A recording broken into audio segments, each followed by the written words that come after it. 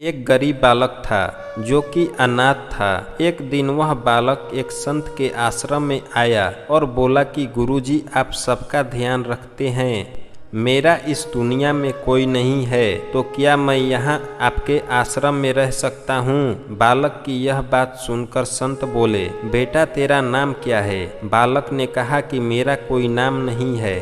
तब संत ने उस बालक का नाम रामदास रखा और बोला कि अब तुम यहीं आश्रम में रहना। रामदास वहीं रहने लगा और आश्रम के सारे काम करने लगा। उन संत की आयु 80 वर्ष हो चुकी थी। एक दिन वह अपने शिष्यों से बोला कि मुझे तीर्थ यात्रा पर जाना है, तुम में से कौन कौन मेरे साथ चलेगा और कौन कौन आश्रम में रुकेगा? संत की बात सुनकर सारे शिष्य बोले कि हम आपके साथ चलेंगे, क्योंकि उनको पता था कि यहाँ आश्रम में रुके तो सारा काम करना पड़ेगा।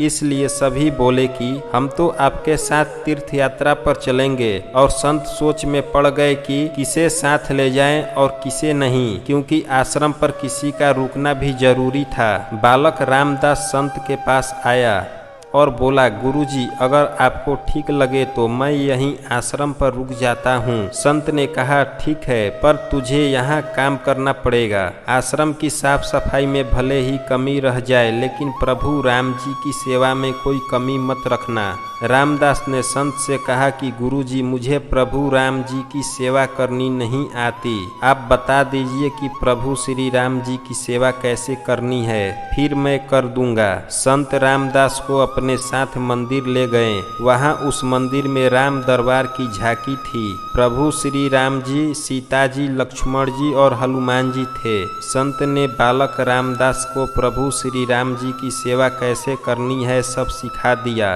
रामदास ने गुरुजी से कहा कि गुरुजी, मेरा इनसे रिश्ता क्या होगा? मुझे यह बता दो, क्योंकि अगर इसका पता चल जाए तो सेवा करने में आनंद आएगा। संत बालक रामदास से कहा कि तू कहता था कि मेरा कोई नहीं है, तो तू आज से प्रभु श्री राम जी और सीता जी तेरी माता पिता हैं। रामदास ने साथ में खड़े लक्ष्मण जी को देखकर कहा, अच्छा गुरुजी, यह पास में खड़े कौन हैं? संत ने कहा कि यह तेरे चाचा जी हैं और हनुमान जी के लिए कहा कि यह तेरे बड़े भैया हैं। रामदास सब समझ गया और फिर उनकी सेवा करने लगा। संत शिष्यों के साथ यात्रा पर चले गए। आज सेवा का पहला दिन था। रामदास सुबह उठकर स्नान किया, आश्रम की सफाई की और भिक्षा मांगकर लाया। फिर भोजन की तैयारी किया और उसके बाद भगवान को भोग लगाने के लिए मंदिर में आया। रामदास ने श्री राम, सीता, लक्ष्मण और हनुमान जी के आगे एक थाली रख दी और बोला, अब पहले आप सभी खाओ, फिर मैं खाऊंगा।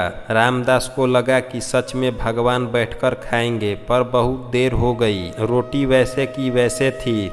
तब बालक रामदास ने सोचा कि नया नया रिश्ता बना है, इसलिए संकोच कर रहे होंगे। रामदास ने पर्दा लगा दिया। काफी देर बाद पर्दा खोलकर देखा, तब भी खाना वैसे का वैसा पड़ा था। अब तो रामदास रोने लगा। उसे लगा कि मुझसे सेवा में कोई गलती हो गई है, इसलिए सभी खाना नहीं खा रहे हैं। उसने निश्चय किया कि जब तक सभी खाना नहीं खाएंगे तब तक मैं भी नहीं खाऊंगा। फिर उसके मन में विचार आया कि भूखे तो मैं मर ही जाऊंगा, इसलिए क्यों ना मैं पहाड़ से कूदकर मर जाऊं। रामदास मरने के लिए निकल जाता है। तब भगवान राम जी हनुमान जी को कहते हैं, हनुमान जाओ उस बालक को लेकर आओ, बालक को कहो कि हम खाना खाने के लिए तैयार हैं। रामदास कूदने ही वाला होता है कि हनुमान जी उसे पीछे से पकड़ लेते हैं और बोलते हैं, रामदास तुम क्या कर रहे हो? रामदास कहता है, आप कौन हो? हनुमान जी कहते हैं कि तुम मुझे इतनी जल्दी भूल गए, मैं तुम्हारा भैया हूँ। रामदास कहता है कि अब आए हो, जब वहाँ इतनी देर से बोल रहा था कि खाना खा लो तब नहीं खाए, अब क्यों आए हो? हनुमान जी बोले, पिताश्री का आदेश है, हम सब साथ बैठकर खाना खाएंगे। फिर प्रभु राम जी, सीता जी, लक्ष्मण जी और हनुमान जी साक्षात बैठकर भोजन करते हैं। इस तरह से रामदास रोज उनकी सेवा करता और उनके साथ बैठकर भोजन करता। सेवा करते करते 15 दिन हो गए। एक दिन रामदास ने सोचा, घर में 4 लोग हैं, सारे काम मैं अकेला करता हूँ, बाकी सारे लोग दिन भर घर में बैठकर आराम काम करते हैं। मेरे माँ बाप, चाचा और भाई तो कोई काम नहीं करते, सारा दिन खाते रहते हैं। मैं ऐसा नहीं चलने दूंगा। रामदास मंदिर जाता है और कहता है, पिताजी मुझे आपसे कुछ बात करनी है। राम जी कहते हैं, बेटा बोलो क्या बात है। रामदास कहता है कि घर में मैं सबसे छोटा हूँ और सब काम भी मैं ही करता हूँ। अब से मैं अकेले काम नहीं करूँगा, आप सबको काम करना पड़ेगा। आप तो बस सारा दिन खाते रहते हो और मैं काम करता रहता हूँ। अब ऐसा नहीं होगा। राम जी कहते हैं, तो फिर बताओ बेटा, हमें क्या क्या काम करना है। रामदास ने कहा कि अब माता जी सीता जी रसोई का काम करेगी, चाचा जी लक्ष्मण जी आप आश्रम की सफाई करेंगे,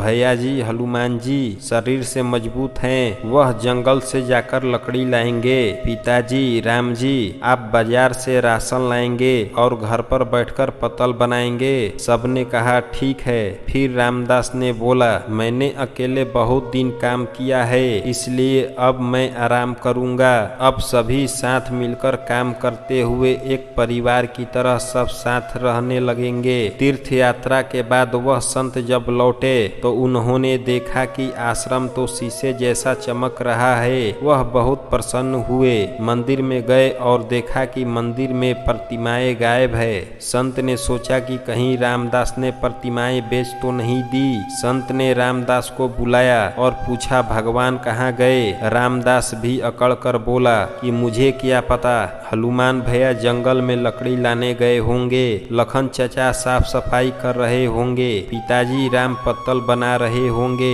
और माता सीता रसोई में काम कर रही होगी। संत बोला, रामदास तुम यह क्या बोल रहे हो। रामदास ने कहा, गुरुजी मैं सच बोल रहा हूँ। जब से आप गए हैं यहाँ चारों काम में लगे हुए हैं। संत भागकर रसोई में गया। सिर्फ एक झलक देखा कि माता सीता जी भोजन बना रही है और प्रभु श्री राम पत्तल बना रहे हैं। तभी प्रभु श्री राम और माता सीता गायब हो गई और मंदिर में विराजमान हो गए। संत रामदास के पास गए और बोले, रामदास आज तुमने मुझे मेरे प्रभु राम जी के दर्शन करवाए हैं, तुम धन्य हो।